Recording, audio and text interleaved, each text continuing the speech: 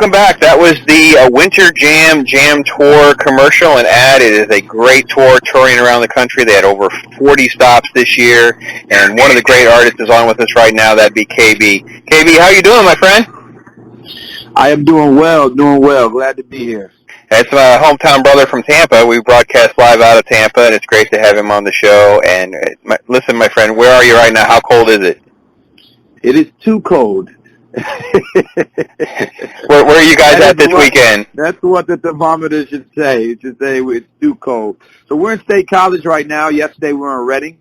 Tomorrow we'll be in Columbus, and then we'll be in Charlotte on Sunday.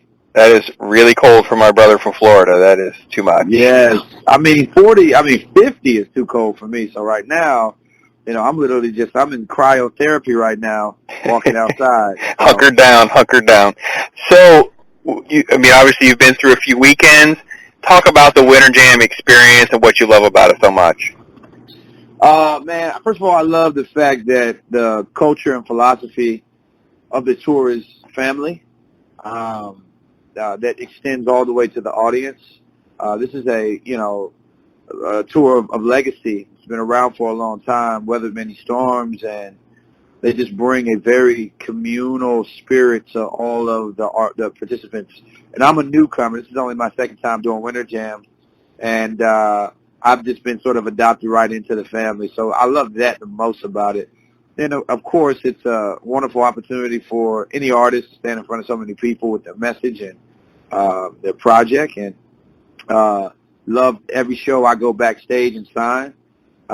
So I encourage people to go to stop at my merch table, get them something, and let's talk about it. And I do that every night. I love to rejoice in the stories and the impact that we've had in people's lives. This tour gives a unique opportunity to give the artist sort of that direct consumer experience. Well, KB represents the rap portion of the night. Obviously, we have everything from Skillet to Carrie Job and everything in between. So it is quite a treat for any fan of Christian music, anybody new, anybody just says, hey, listen, I just want to go out and have a good time, some good, clean fun, or just a fan of music will love this experience. So check it out. Jamtour.com has more information. Now, KB, when you finally are on the Winter Jam lineup, you've got a new album, obviously, Today We Rebel. Yeah.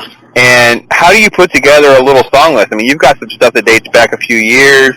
I was happy to see the Ocean sample there, Church Clap, and obviously I was there sporting my Not Today Satan shirt. So nice. Yeah, it's a Tampa guy. What can I say? So how do you put a set list together for something like this, where you just literally are like a splash and you're off?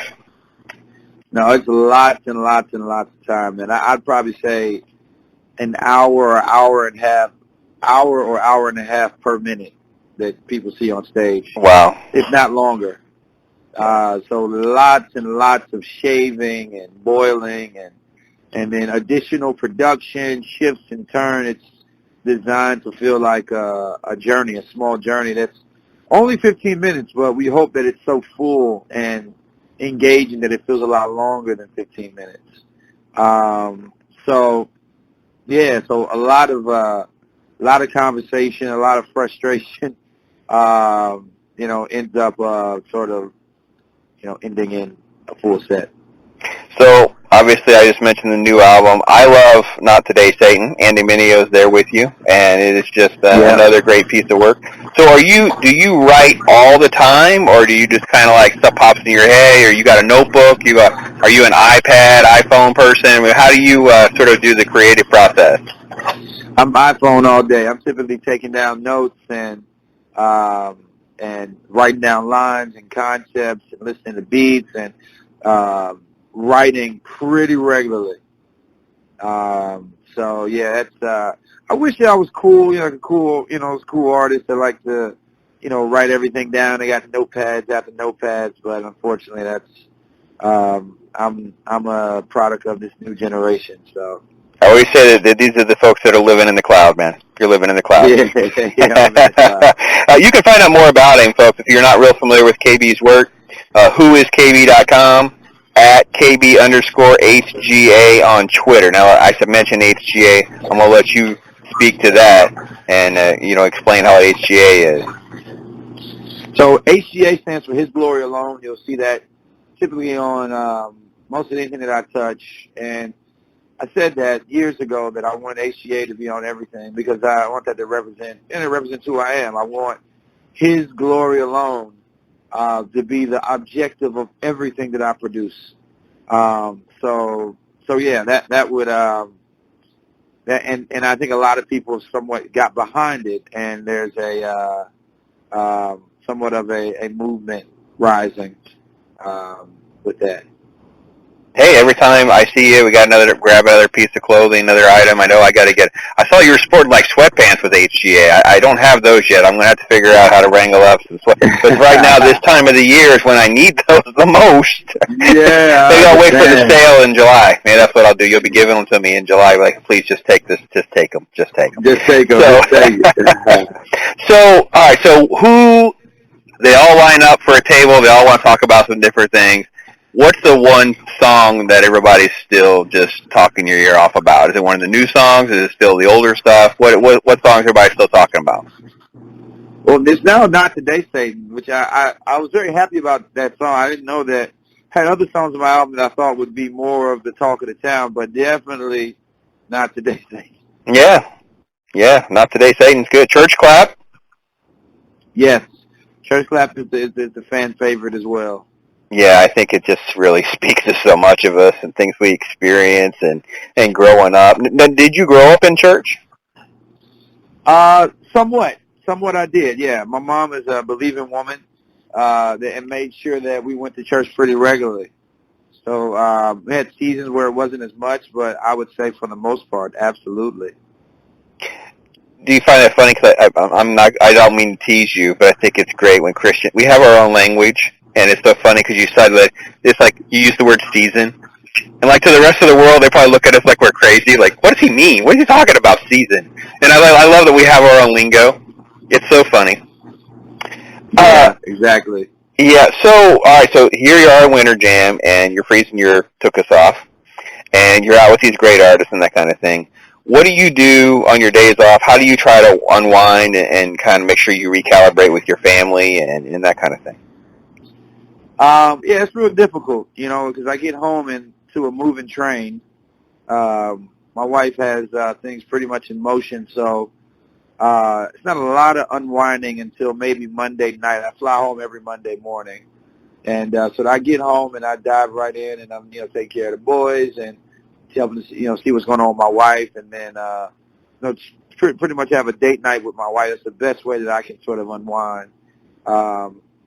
Tuesday nights, I have small groups, so I'm with some brothers from the church on Tuesday night, and Wednesday is kind of getting mentally ready to go back on the road again. So really it's that Monday night date with my wife that really is my unwinding piece for this 3-month stretch.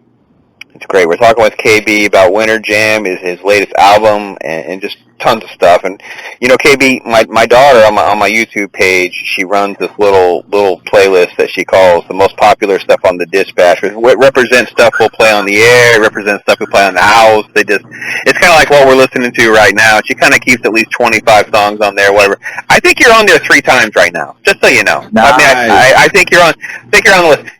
Now you're piggybacking. I'll be totally truthful. You've piggybacked because Prove It with Crowder has risen on the chart, my friend, and especially now that we've taken in the music video. How is that? What does that got to be like, where you're tooling around a mud bog with Crowder filming a video? Well, I didn't get to be a part of the fun part when like on ATVs. Yeah, I came into Atlanta where it was a lot safer. Oh my. But in fact, I'm sure it's fun. It just isn't something that would seem like would be up my alley. Yeah, it's not my thing either, but I thought that was definitely gold for a story. Yes, very well said. What is it like? Obviously, because now you're also part of the For King and Country music video that has just exploded. Obviously, your son's in that video with you and that kind of thing. So you get a lot of feedback on those 2 projects. Yeah, I do actually. I hear from a lot of folks about that song. A lot of people were impacted by it, and Yeah, it's one of those things that I have felt was a definite conversation progressor in terms of where our country is and the division over race and economics, and that we don't want to oversimplify the complexities of the situation, but for sure this starts with repentance, and I appreciate Forgetting Country for leading that charge. Well, I know we have to wrap up. I got to be honest. I'm gonna sneak it in. Maybe Joel won't. Maybe Joel won't listen. But I prefer your version than when he does your part for when he's live on stage on tour. Just so you know. So wow. He may be mad at me whenever I talk to him again if he hears that part. So maybe we'll get lucky and he won't listen this long. Well, we'll see. Hilarious. All right, brother. Well, I appreciate your time fitting this into your schedule. Stay warm. Stay safe. Maybe we'll get a chance to talk again soon before the tour's over. Sounds good, man. God bless you, bro.